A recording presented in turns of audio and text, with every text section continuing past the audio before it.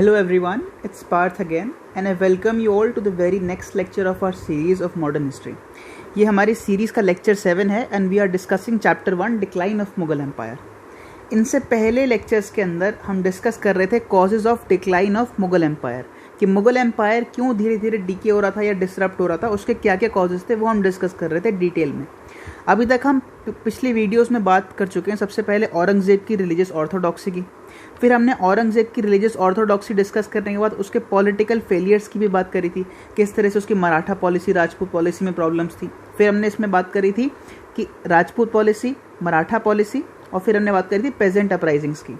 Next cause फिर हमने देखा था कि वीक लेटर मुगल्स, जो औरंगज़ेब और बहादुर शाह के बाद जो और लेटर मुगल्स आ रहे थे, उनकी पर्सनैलिटी में क्या क्या डिफेक्ट्स या वीकनेसेस थे और उसकी वजह से एम्पायर को सफ़र करना पड़ रहा था, वो सब हमने इसमें डिस्कस किया था.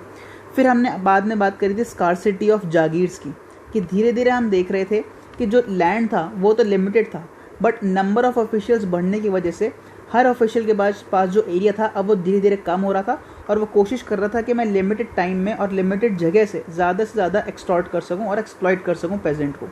फिर उसके बाद हमने और फैक्टर्स देखे थे, जैसे हमने वॉर ऑफ सक्सेशन की बात करी थी. जैसे ही किसी राजा की या एम्पायर की डेथ होती है तो उसके बाद एम्पायर जो है सिविल वॉर में आ जाता है, उसकी वजह से कई सारे ट्रेंड सोल्जर्स और मिलिट्री कमांडर्स की डेथ हो जाती है. फिर हमने इसके बाद डिस्कस किया था क्या, एग्रीकल्चर के अंदर और ट्रेड एंड इंडस्ट्री के अंदर किस तरह से स्टैग्नेशन आया हुआ था, कोई भी एडवांसमेंट नहीं हो रही थी और उसकी वजह से यूरोप हमको फाइनली सब्जुगेट कर लेता है, ये हमने देखा था. इसके अलावा भी कुछ कॉजेज़ और बचे हैं, वो हम इस वीडियो के अंदर डिस्कस करेंगे. ये टोटल कॉजेज़ मिला के लगभग 8 कॉजेज़ हमने डिस्कस कर लिए थे और आज की क्लास में हम हमारा 9th कॉज डिस्कस करेंगे डिक्लाइन ऑफ मुगल एम्पायर का. ये कलेक्टिव कॉज है जिसमें हम बात करेंगे डिसरप्शन ऑफ एडमिनिस्ट्रेशन की एंड डिसरप्शन ऑफ इकोनॉमी की. ठीक है, और इस फैक्टर के लिए क्या रिस्पॉन्सिबल हैं, ये जो पहले 8 फैक्टर्स हम डिस्कस कर चुके हैं, ये कलेक्टिवली रिस्पॉन्सिबल हैं for the disruption of administration and the economy. अगर मैं एडमिनिस्ट्रेटिव फील्ड की बात करूं तो सबसे पहले जो एडमिनिस्ट्रेशन था वो निगलेक्ट होना शुरू हो गया था. ठीक है, सारे के सारे जो नोबल्स थे या जो राजा थे वो आपस में लड़ाई की वजह से, बिकरनेस की वजह से, ठीक है, और फॉरेन इन्वेजन्स में ध्यान देने की वजह से एडमिनिस्ट्रेशन को भूल गए थे. उन्होंने अपना सारा ध्यान जो है जो लोकल चीफ्टेंस थे उनको सप्रेस करने में या फिर मराठास को या राजपूत से लड़ाई लड़ने में या कुछ और काम करने में वो बिजी थे. अपनी खुद की पावर कंसोलिडेट करने में या अपनी पोजीशन को स्ट्रेंथन करने में बिजी थे और एडमिनिस्ट्रेशन को उन्होंने इग्नोर और निगलेक्ट कर दिया. ठीक है, दूसरा ये देखा कि हमने कि जो छोटे छोटे चीफ्टेंस थे या जो ज़मींदार थे वो धीरे धीरे डिसरप्टिव बनना शुरू हो गए. ठीक है, उन्होंने डिफाई करना शुरू कर दिया मुगल अथॉरिटी को. They openly defied the central authority और उन्होंने पैसे देना या फिर रेवेन्यू देना बंद कर दिया स्टेट को, जिसकी वजह से जो है लॉ एंड ऑर्डर डिसरप्ट हो गया एम्पायर का. लॉ एंड ऑर्डर या एडमिनिस्ट्रेशन तभी काम कर सकता है जब आपके अंदर डिसेंट्रलाइजेशन ऑफ पावर इस तरह से हो कि जो लोअर लेवल्स पे लोग हैं वो सेंट्रल अथॉरिटी की बात माने और टाइमली उनको पैसा देना शुरू करें. अगर इन्होंने ये सेंट्रल अथॉरिटी को डिफाई करना शुरू कर दिया, इनकी सेंट्रल अथॉरिटी की यानी कि मुगल कोर्ट की बात मानने से मना कर दिया और पैसे देने से या रेवेन्यू देने से मना कर दिया, तो सारा जो इफेक्ट है वो एडमिनिस्ट्रेशन पे पड़ेगा और एडमिनिस्ट्रेशन डिसरप्ट हो जाएगा. फिर हमने देखा जो और नोबल्स थे, चाहे वो अपर लेवल पे हों, टॉप लेवल पे कोर्टियर्स हों या फिर छोटे छोटे नोबल ज़मींदार हों या कोई और लोकल चीफ्टेंस हों, उनके बीच में हमको करप्शन देखने को मिलता है, ब्राइबरी देखने को मिलती है. ठीक है, वो धीरे धीरे एक्सटॉर्ट करना शुरू कर देते हैं, ऑपरेस करना शुरू कर देते हैं ज़मींदार वो और पेजेंट्स को. ठीक है, they became indisciplined and inefficient. ठीक है, they also became disobedient and disloyal towards the central authority. जैसे हमने देखा कि निज़ामुल मुल्क की बात हमने करी थी, या फिर हम और ऑफिशियल्स की बात करते हैं कि उन्होंने किस तरह से एम्पायर छोड़ दिया फिर अपने सेमी इंडिपेंडेंट स्टेट्स को कार्व आउट करना शुरू कर दिया था. तो इन सब रीजंस की वजह से एडमिनिस्ट्रेशन को सफ़र करना पड़ा और लॉ एंड ऑर्डर डिसरप्ट हो गया और एडमिनिस्ट्रेटिव मशीनरी जो है वो पैरालाइज हो गई.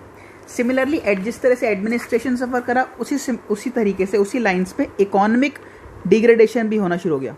यानी कि इकोनॉमी के फेज़ के अंदर भी हमको डिक्लाइन देखने को मिलता है.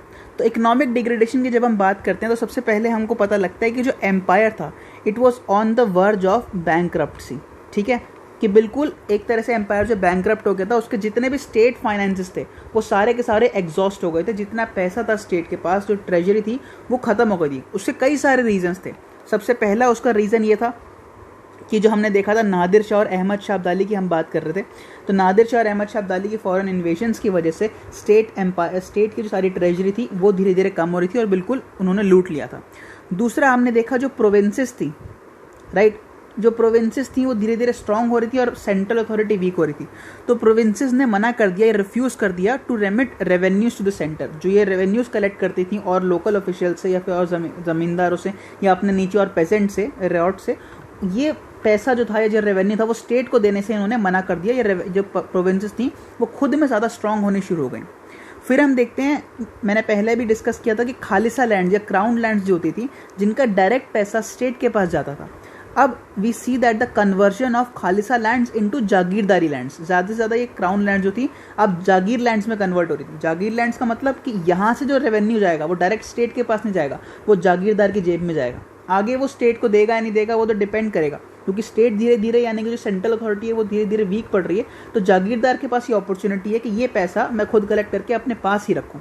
तो दिस कन्वर्जन ऑफ क्राउन और khalisa lands into jagir lands also affected negatively upon the economic structure of the empire.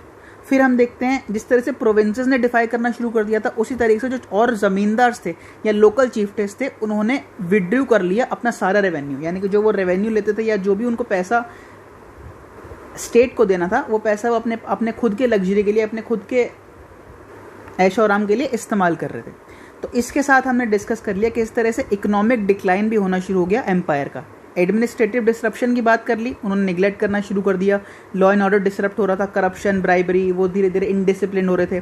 फिर हमने इकोनॉमिक डिक्लाइन की बात करी, जो स्टेट ट्रेजरी थी वो कम हो रही थी, खालिसा लैंड्स जागीरदारी लैंड्स में कन्वर्ट हो रहे थे, ठीक है। रेबेलियस ज़मींदार थे या फिर जो प्रोविंसेस थे उन्होंने मना कर दिया स्टेट को रेवेन्यू देने से। इसके साथ हमारा जो है ये वाला कॉज खत्म हो जाता है और अब हम चलते हैं हमारे नेक्स्ट टॉपिक या नेक्स्ट कॉज पे of the decline of Mughal empire, जो है the deterioration of Mughal army. अभी इससे पहले वाले टॉपिक के अंदर इन्होंने डिस्कस किया इकोनॉमिक डिक्लाइन किस तरह से हो रहा था एम्पायर का। अगर एम्पायर का इकोनॉमिक डिक्लाइन होगा तो इससे हमको साफ पता लगता है कि जो मुगल आर्मी के अंदर जो सोल्जर्स होंगे उनको टाइमली सैलरीज नहीं मिलेंगी। तो यही हो रहा था एम्पायर के अंदर, महीनों तक या फॉर मंथ्स हम कह सकते हैं, जो आर्मीज थी उनको पेमेंट नहीं मिल रही थी, ड्यूली पेमेंट नहीं मिल रही थी अपने काम के लिए। और ये जो हमारे सोल्जर्स थे ये मर्सिनरीज थे, ये काम ही पैसे के लिए कर रहे थे, और अगर इनको पेमेंट टाइम पे नहीं मिलेगी तो they lacked the discipline and the will to fight, ठीक है। तो army lacked the discipline and the fighting moral. जब उनको पैसा नहीं मिलेगा तो वो इनडिसिप्लिन होना शुरू हो गए और उनका जो मोरल था लड़ने का वो धीरे धीरे कम होना शुरू हो गया। क्यों? क्योंकि उनको टाइमली सैलरीज नहीं मिल रही थी। अब हम देखते हैं कि एक और रीज़न इसका क्या था, जो नोबल कम मिलिट्री कमांडर्स थे, यानी कि वो नोबल्स जो मिलिट्री कमांडर्स भी थे, ये हम टॉपिक कई बार डिस्कस कर चुके हैं, उनको एक defined number of soldiers maintain करने थे अपने खुद के पैसों पे जो स्टेट देता था, और वही पैसा वो अपने खुद के लिए इस्तेमाल करते थे। तो ये पैसा जब आर्मी के सोल्जर्स को नहीं मिल रहा था, या उनके एकोमोडेशन के लिए या उनके खाने पीने के लिए, उनके रहने के लिए जो खर्चा उनको नहीं मिल रहा था, जो स्टेट ऑल्दो ऊपर से दे रहा था बट नोबल अपनी जेब में डाल रहा था, इसकी वजह से आर्मी के जो सोल्जर्स थे उनको पैसा नहीं मिल रहा था और इसकी जेबें भरी जा रही थी। आर्मी के इस वजह से सोल्जर जो है उसको ये वाली बात पता लगी, तो उसने डिसाइड किया कि मेरे को भी लड़ने का क्या इंसेंटिव मिलेगा। अगर एम्पायर का नोबल्स ही एम्पायर के लिए नहीं सोच रहा तो एक सोल्जर जो एक छोटा सा पॉन की तरह, प्यादे की तरह है, वो क्यों सोचेगा एम्पायर के लिए। तो उसका भी फाइटिंग मोरल धीरे धीरे ये सब देख के कम होना शुरू हो गया। फाइनली हम ये देखते हैं कि जब भी सिविल वॉर की सिचुएशन आती थी या फिर जब कोई वॉर ऑफ सक्सेशन होता था, जब भी किसी राजा की डेथ होती थी, तो कई सारे ब्रिलियंट कमांडर जो होते थे उनकी डेथ हो जाती थी आपस में लड़ाई करने की वजह से। और कई सारे थाउजेंड्स ऑफ ट्रेंड सोल्जर्स जो सालों साल जिन्होंने ट्रेनिंग करी थी, आपस में प्रैक्टिस करी थी कि कभी भी अगर कोई फॉरेन इन्वेजन हो जाए तो उनके अगेंस्ट वो किस तरह से अपने प्लान ऑफ डिफेंस करेंगे, वो सारी की सारी ट्रेनिंग खराब हो जाती थी क्योंकि वो आपस में ही लड़ जाते थे जब वॉर ऑफ सक्सेशन होता था। अल्टीमेटली हमको देखने को मिलता है that Mughal army which was the pride of Mughal empire, Mughal army जो शान थी मुगल एम्पायर की, इट सो वीकंड कि जब हम देखते हैं कि नादिर शाह इन्वेड करता है तो मुगल आर्मी इतनी वीक पड़ जाती है कि वो करनाल के अंदर नादिर शाह के इन्वेजन को भी रोक नहीं पाता, और फाइनली 13 फरवरी 1739 को बैटल ऑफ करनाल में मुगल आर्मी डिफीट हो जाती है या हार जाती है, ठीक है। तो ये वाला पॉइंट भी हमने डिस्कस कर लिया, किस तरह से मुगल आर्मी जो है वो धीरे धीरे डिक्लाइन हो रही थी और उसके अंदर डिटीरियोरेशन हो रहा था। इसके साथ हम बढ़ते हैं हमारे नेक्स्ट कॉज पे या नेक्स्ट टॉपिक पे, जो है एब्सेंस ऑफ पॉलिटिकल नेशनलिज्म, ठीक है। एक नेशनलिज्म की फीलिंग या एक पेट्रियोटिज्म की फीलिंग किस तरह से लैक कर रही थी इस टाइम पे एम्पायर में। तो जब हम ये बोलते हैं कि मुगल एम्पायर के अंदर या इस टाइम पे there was an absence of spirit of political nationalism, तो इसका मतलब सिंपल सा ये होता है कि अभी भी जो लोग थे देश के अंदर, चाहे वो कॉमन पीपल हो, सिविलियंस हों, चाहे वो आर्मी के ऑफिशियल्स हों, उन सब के अंदर अभी भी जो है एक पॉलिटिकल नेशनलिज्म की फीलिंग नहीं थी, यानी कि मतलब अपने देश के लिए मरने मिटने की फीलिंग नहीं थी अभी तक। फॉर एग्जाम्पल ये हमको कहाँ से देखने को मिलता है, जब ब्रिटिश होते हैं या ब्रिटिशर्स जब अपनी ईस्ट इंडिया कंपनी की आर्मी बनाते हैं तो उसके अंदर सारे इंडियंस ही होते हैं, मोस्ट ऑफ ऑल जो मोस्टली सारे के सारे इंडियन सेपॉइज होते हैं। बट इंडियन सेपॉइज ही हेल्प करते हैं ब्रिटिश ईस्ट इंडिया कंपनी की इंडियंस को ही कैप्चर करने में। ऐसा क्यों होता है? क्योंकि इंडियन सेपॉइज, फॉर एग्जाम्पल कोई अगर ऐसा सोल्जर है, सेपॉय है जो अवध से आता है, ठीक है, अब अगर ईस्ट इंडिया कंपनी को लड़ाई करनी है पंजाब से, तो अवध वाला सोल्जर ये नहीं सोचेगा कि मैं ईस्ट इंडिया कंपनी की जब हेल्प कर रहा हूँ पंजाब को हराने के लिए या पंजाब को डिफीट करने के लिए, तो in this process I am becoming anti national, यानी कि मैं अपने देश के ही खिलाफ जा रहा हूँ अगर मैं पंजाब की आर्मी को हरा रहा हूँ और ईस्ट इंडिया कंपनी को जिता रहा हूँ। सिमिलरली ऐसा वाइस वर्सा हम किसी और के साथ देख सकते हैं। कोई और अगर ये इंडियन एम्पायर की अगर हम बात करें, कोई भी यहाँ का सोल्जर अगर ईस्ट इंडिया कंपनी में पोस्टेड है और यहाँ पे ईस्ट इंडिया कंपनी को लड़ाई लड़नी है, तो वो हेल्प करेगा ईस्ट इंडिया कंपनी की इस एरिया को कैप्चर करने के लिए, और वो सोचेगा नहीं कि इस प्रोसेस के अंदर मैं अपने देश के खिलाफ ही जा रहा हूँ। इसको बोलते हैं lack of spirit of political nationalism. उनके पास अभी एक फीलिंग नहीं थी, एक वननेस की फीलिंग या कॉन्शियसनेस ऑफ वननेस, जो एक पूरे देश की एक फीलिंग होती है नेशनलिज्म की, वो नहीं थी। Although they were still loyal और had a feeling of oneness towards their local cultures. For example अगर कोई यहाँ पे अवध का या फिर कोई भी एग्जाम्पल आप ले, बंगाल का अगर कोई सोल्जर है, तो बंगाल का सोल्जर के लिए अपनी सारी की सारी जो फीलिंग होगी ना, अपने खुद के स्टेट के लिए, अपने खुद के विलेज के लिए, अपने सेक्ट के लिए, अपने कल्चर के लिए होगी। उसके लिए इंडियन नेशनलिज्म की अभी तक फीलिंग नहीं डेवलप करी थी कि एक पूरा नेशन की, अपने राष्ट्रवाद की जो फीलिंग होती है वो अभी तक उसने डेवलप नहीं करी थी। Although he was loyal and had feeling of oneness towards his own state, यानी कि अपने विलेज के अगेंस्ट या अपने विलेज के लिए जो है उसके पास वो फीलिंग थी वननेस वाली, बट यही फीलिंग उसके लिए नेशन के लिए नहीं थी। ठीक है, तो इसी को हम बोलते हैं एब्सेंस ऑफ पॉलिटिकल नेशनलिज्म की फीलिंग है, स्पिरिट। ठीक है, और इसी वजह से because the soldiers lagged and had no idea of feeling of nationalism, जो ईस्ट इंडिया कंपनी थी या ब्रिटिशर्स थे वो धीरे धीरे डिवाइड कर पाए बहुत आसानी से अलग अलग सोल्जर्स को जो अलग अलग रीजन से बिलोंग करते थे। ठीक है, अब उनको ये वाला फर्क नहीं पड़ता कि मैं ईस्ट इंडिया कंपनी की हेल्प कर रहा हूँ पूरे देश को कैप्चर करने के लिए। वो मर्सिनरीज थे, उनको पैसा मिलता था टाइम पे, ठीक है, और वो ईस्ट इंडिया कंपनी की हेल्प करते थे। बट इसका एक अच्छा एग्जाम्पल हमको कहाँ से देखने को मिलता है, जब हम देखते हैं कि 1856 के अंदर एनेक्सेशन ऑफ अवध होता है। इससे पहले हम देखते हैं कि 1756 से लेकर 1856 तक लगभग 100 सालों तक जो ईस्ट इंडिया कंपनी है वो इस्तेमाल करती है इंडियन सेपॉइस का अलग अलग एरिया को कैप्चर करने के लिए। तब तो ईस्ट इंडिया कंपनी के जो सारे इंडियन सोल्जर्स होते हैं वो हेल्प करते हैं ईस्ट इंडिया कंपनी की, क्योंकि उनके पास पूरे देश की एक नेशनल फीलिंग नहीं है अभी तक। बट जैसे ही 1856 के अंदर जब डलहौजी जो है माल एडमिनिस्ट्रेशन लगाता है अवध के अंदर और अवध को एनेक्स कर लेते हैं, तब जो अवध के सोल्जर्स होते हैं तब उनको बुरा लगता है, क्योंकि अभी तक क्या था वो और एरियाज को कैप्चर कर रहे थे। बट जब बात अवध की आई तो मैंने बताया था ना कि they were still loyal to their own region, अपने खुद के रीजन की तरफ उनके पास जो एक फीलिंग थी है ना, एक रीजनलिज्म की जो फीलिंग थी वो अभी तक एग्जिस्ट करती थी, और तब उनको जो बुरा लगा जिसकी वजह से 1857 का एक बहुत इंपॉर्टेंट कॉज बन गया एनेक्सेशन ऑफ अवध। ठीक है, इसके साथ हमारा ये वाला टॉपिक भी कवर हो जाता है। अभी हम देखेंगे किस तरह से जो हमने ये पॉलिटिकल नेशनलिज्म की बात करी थी, स्पिरिट ऑफ पॉलिटिकल नेशनलिज्म, इसमें कोई भी ग्रुप पूरे देश का जो था, no group was interested in the unity of nation. चाहे हम किसी की भी ग्रुप की बात करें, अभी हम 4 ग्रुप्स डिटेल में डिस्कस करने वाले हैं। No group at that time was interested in the unity of nation. ठीक है, अब चारों ग्रुप्स की सबसे पहले हम इंडिविजुअली बात करते हैं। सबसे पहले आते हैं पेजेंट्स। ठीक है, अब अगर हम पेजेंट्स की बात करते हैं, उनके अंदर ये नेशनलिज्म वाली फीलिंग क्यों नहीं थी? Because they were loyal just to their village and their caste. उनके लिए बस क्या फ़र्क पड़ता था कि मेरा विलेज जो है वो सेफ रहे और मेरी कास्ट बची रहे। ठीक है, बाकी देश में कुछ भी होता रहे मुझे उससे कोई फ़र्क नहीं पड़ता। He had no interest in the politics of the empire. उसको कुछ फ़र्क नहीं पड़ता कि मेरे को इक्वली ऑप्रेस किया जाएगा। अगर टॉप पे यहाँ पे कोई हिंदू बैठ रहा है, मुस्लिम बैठ रहा है, कोई ब्रिटिशर बैठ रहा है, कोई भी बैठ रहा है, मेरे को तो इक्वली ऑप्रेस करा जा रहा है, इसलिए मुझे फ़र्क नहीं पड़ता, यानी कि पेजेंट को फ़र्क नहीं पड़ता कि टॉप अथॉरिटी या सेंट्रल अथॉरिटी कौन है। ठीक है, इस वजह से हम देखते हैं कि there was no feeling of nationalism in the peasants. जो पेजेंट के इंटरेस्ट थे है ना, देयर ओन इंटरेस्ट जो थे, they were completely unequal to the empire's interest. Empire को जो चाहिए था, चाहे वो कोई भी एम्पायर हो, जिस भी एम्पायर के अंदर वो हैं, जो एम्पायर के सेंट्रल इंटरेस्ट थे वो पेजेंट के इंडिविजुअल इंटरेस्ट के साथ बिल्कुल भी मैच नहीं करते थे। इसलिए उसके पास एक फीलिंग नहीं थी, एक इमोशनल कनेक्ट नहीं था अपने एम्पायर के लिए। ठीक है, और उसको बिल्कुल भी फ़र्क नहीं पड़ता था from the defence of external aggression, ठीक है। उनके लिए कोई भी कंसर्न वाली बात नहीं थी कि अगर बाहर से कोई एक्सटर्नल एग्रेशन आ गया, किसी ने इन्वेड कर दिया, कोई फर्क नहीं पड़ता, क्योंकि उनको इक्वली ऑप्रेस किया जा रहा था बस। चाहे वो नादिर शाह ऑप्रेस कर रहा है, चाहे वो स्टेट ऑप्रेस कर रहा है, चाहे वो ज़मींदार ऑप्रेस कर रहा है, उनके लिए सब बराबर थे। इसलिए उनके लिए एक इमोशनल कनेक्ट वाली फीलिंग या एक नेशनलिज्म की फीलिंग डेवलप नहीं हुई अपने एम्पायर के टूवर्ड्स। ये हमने पेजेंट्स की बात कर ली। दूसरा हम बात करते हैं ज़मींदार्स की। जिस तरह से पेजेंट्स को ज़्यादातर फ़र्क नहीं पड़ रहा था, ज़मींदार्स भी इस तरह से थे। जैसे ही उनको पता लगता था कि सेंट्रल अथॉरिटी वीक पड़ रही है, तो वो अपनी पावर डोमिनेट करने की कोशिश करते थे। अब वो सेंट्रल अथॉरिटी ब्रिटिश हो, मुगल हो, या कोई भी और अथॉरिटी हो, कोई और रीजनल पावर हो, मराठास हो, राजपूत हो, जैसे ही उनको मिलता है या अपॉर्चुनिटी मिलती है, तो वो अपनी इस अपॉर्चुनिटी का इस्तेमाल करते हैं अपनी खुद की पावर को स्ट्रेंथन करने के लिए, अपनी खुद की पोजीशन को स्ट्रॉन्ग करने के लिए। उनको बस इस बात से फ़र्क पड़ता था कि जो सेंट्रल अथॉरिटी है वो बहुत ज़्यादा पावरफुल ना हो जाए, क्योंकि अगर सेंट्रल अथॉरिटी बहुत ज़्यादा पावरफुल हो जाएगी और डिक्टेटरशिप करने लगेगी, तो इसकी वजह से जो है इनकी पावर, यानी कि जो ज़मींदार की पावर है वो कर्ब हो जाएगी, बहुत ज़्यादा कम हो जाएगी। तो उनको बस इस बात से फ़र्क पड़ता था कि टॉप पे कोई भी बैठे, बट वो बहुत ज़्यादा स्ट्रांग ना हो जाए। जैसे ही वो वीक पड़ते थे, तो ये उस अपॉर्चुनिटी का इस्तेमाल करते थे अपनी खुद की पावर कंसोलिडेट करने के लिए। तो इससे पता लगता है कि इनके पास भी जो एक नेशनलिज्म की फीलिंग थी या एक स्पिरिट ऑफ पॉलिटिकल नेशनलिज्म थी, ये भी वो लैक करते थे, ठीक है।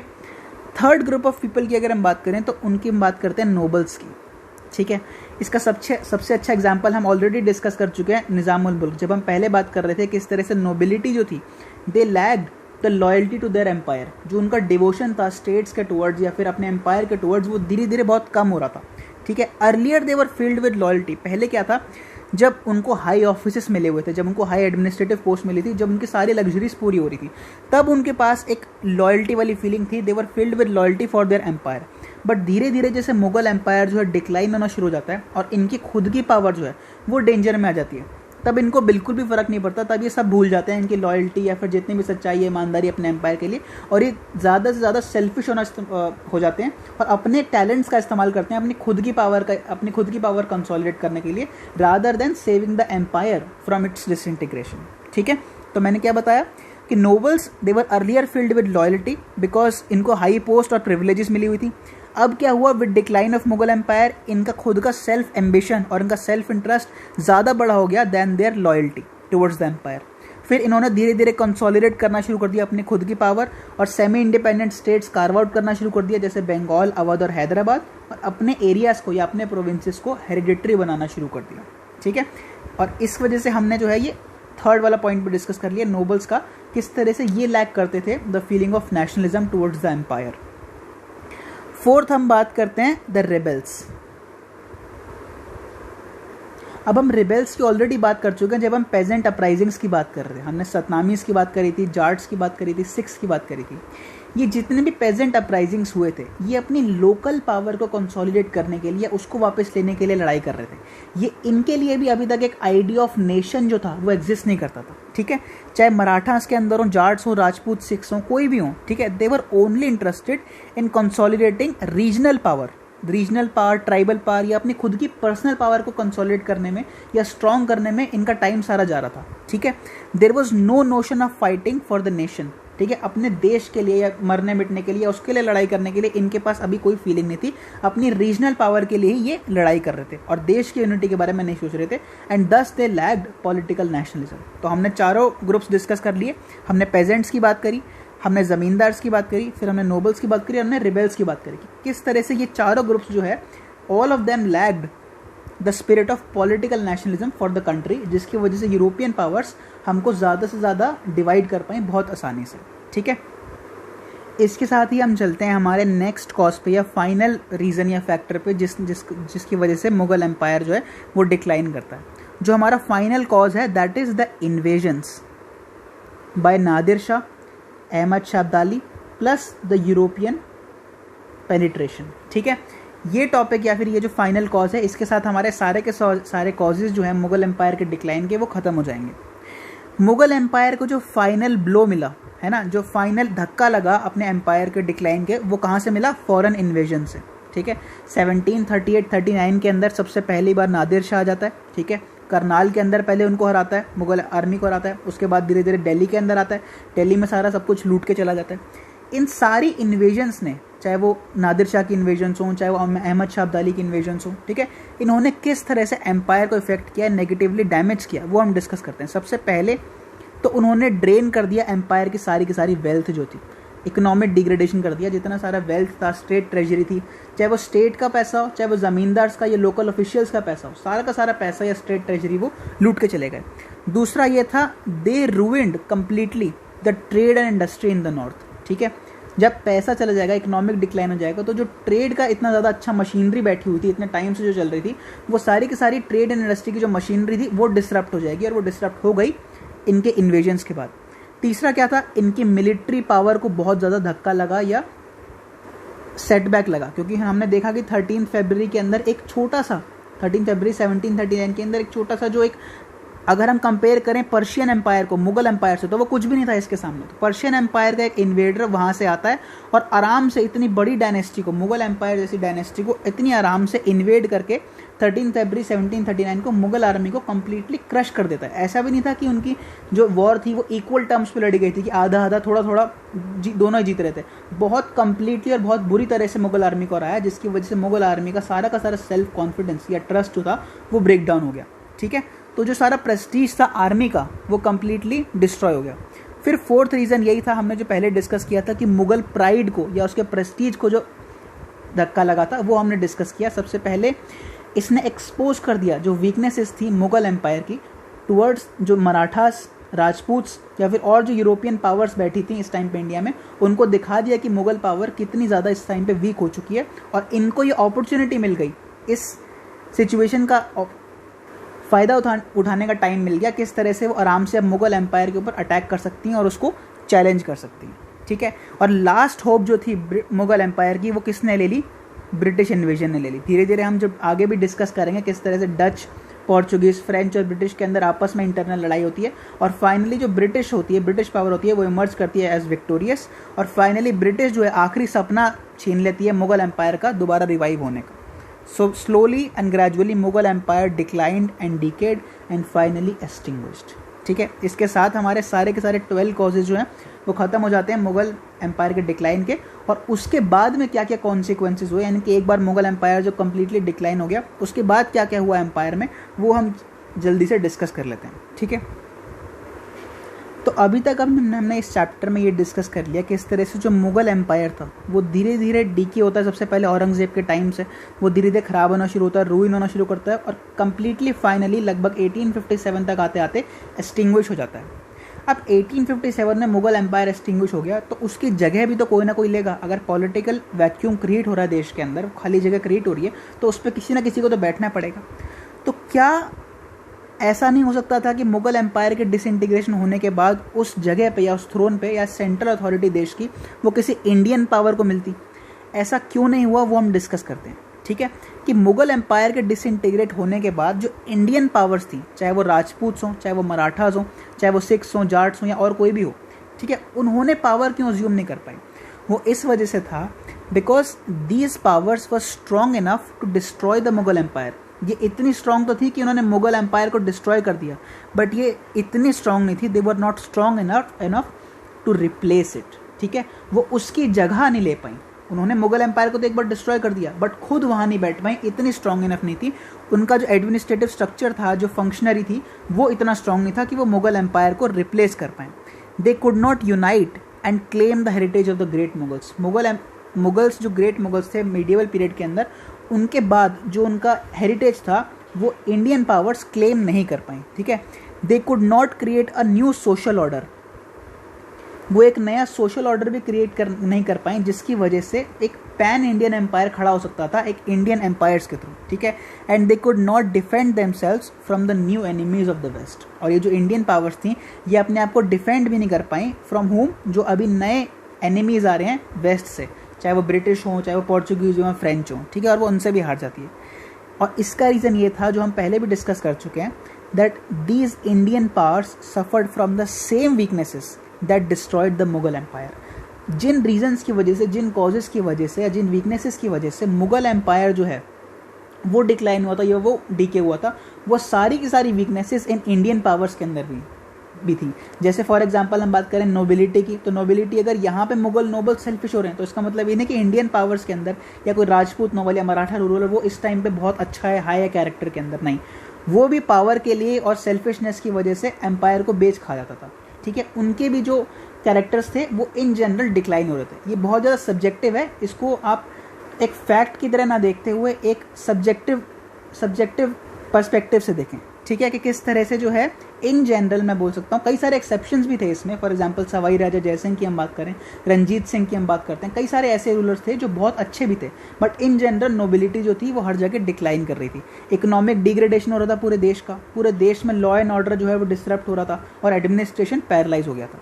तो इन सब रीजंस की वजह से हमने क्या देखा कि जो मुगल एम्पायर था उसकी जगह लेने वाले इंडियन पावर्स नहीं बने बट यूरोपियन पावर्स बने। उसका एक रीज़न ये भी था क्योंकि यूरोपियन पावर्स जो थे they were superior in terms of military strength, in terms of science and technology, in terms of trade and industry. ठीक है, कई सारे ऐसे फैक्टर्स थे जिसमें यूरोपियन पावर्स अभी भी सुपीरियर थी या उनके पास ज़्यादा नॉलेज या स्किल सेट था as compared to the Indian powers. ठीक है, वहाँ पे इस टाइम पे यूरोप के अंदर इंडस्ट्रियल रेवोल्यूशन हो रहा था जिसने यूरोप को इकोनॉमिकली बहुत स्ट्रॉन्ग कर दिया, इंडस्ट्रियली बहुत स्ट्रॉन्ग कर दिया। they had a superior economic system and they had an advanced science and technology। ठीक है, और इन सब रीजन्स की वजह से फाइनली हम देखते हैं that India fail into the hands of European powers. ठीक है, फाइनली इंडिया जो है यूरोपियन हाथों में चली जाती है। अब यूरोपियन पावर्स में जाने का एक फ़ायदा तो ये था, उनके हाथ में जाने का एक फ़ायदा तो ये था कि मीडिएवल टाइम्स में इंडियन सोसाइटी का जो स्टैग्नेशन आ गया था, जो एक वो स्टैग्नेट कर गई थी या फिर उसने जो प्लेट्यू हिट कर लिया था, वो ना तो ऊपर जा रही थी ना नीचे जा रही थी। इससे क्या हुआ, दे क्रिएटेड न्यू फोर्सेस। इसकी वजह से यानी कि जो ब्रिटिश एक्सप्लॉइटिंग था इंडिया के ऊपर, जो उन्होंने एक्सप्लॉइटेशन किया, उसकी वजह से कुछ नए फोर्सेस एमर्ज हुई which gave birth to the modern new nation of India. जिसकी वजह से क्या फाइनली हुआ कि नेशनलिज्म की फीलिंग डेवलप होना शुरू हो गई इंडिया के अंदर। ऐसा माना जाता है कि शायद अगर ब्रिटेन इंडिया को कैप्चर नहीं करता तो इसकी वजह से इंडिया के अंदर जो नेशनलिज्म वाली फीलिंग थी वो और लेट आती। बट ब्रिटेन ने क्या किया, ऑल्दो मैं उसको जस्टिफाई नहीं कर, बट इसका एक फ़ायदा तो ये था कि अगर यूरोपियन पावर्स ने इंडिया को कैप्चर कर लिया, इसकी वजह से नई फोर्सेस एमर्ज हुई which gave birth to the modern national elements, जिसकी वजह से एक नया मॉडर्न इंडिया खड़ा हो गया। ठीक है, with this we end this lecture and I hope you like it. If you liked it, then give it a thumbs up and subscribe to the channel. Have a nice